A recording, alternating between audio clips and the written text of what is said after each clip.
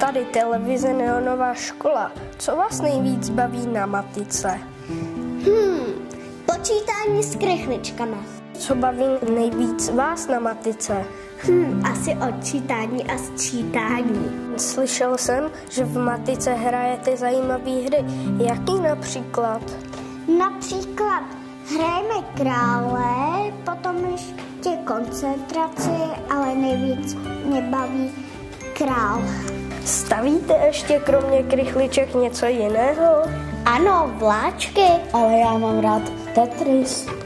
Můžu se zeptat, co prosím teď děláte? Hledáme stejnou variantu jako tu oranžovou.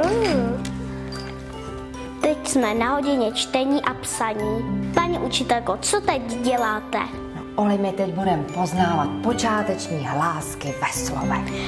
Můžu se s vámi přidat? No jasně, pojď mezi nás. Emmentál. Okno. Hello. Hello.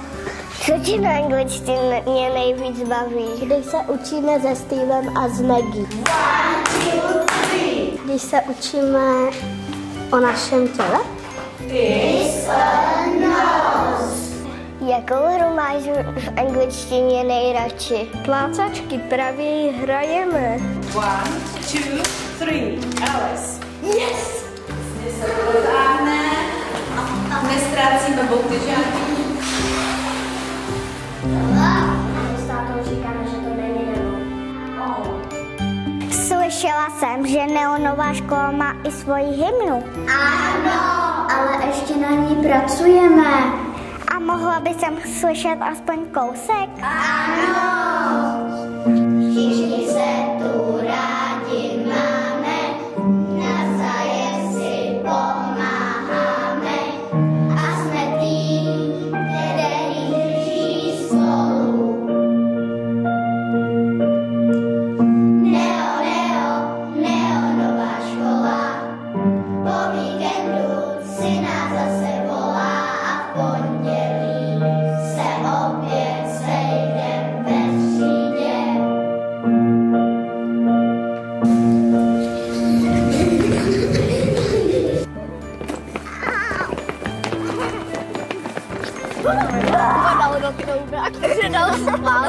Tak to by mě teda zajímalo, co na Neonové škole baví nejvíc vás? Mě nejvíc baví asi to, že jste strašně šikovné děti, které baví učení, že vás všechno zajímá, na všechno se ptáte a že nám to společně jde, že jsme takový jeden velký tým, to baví mě.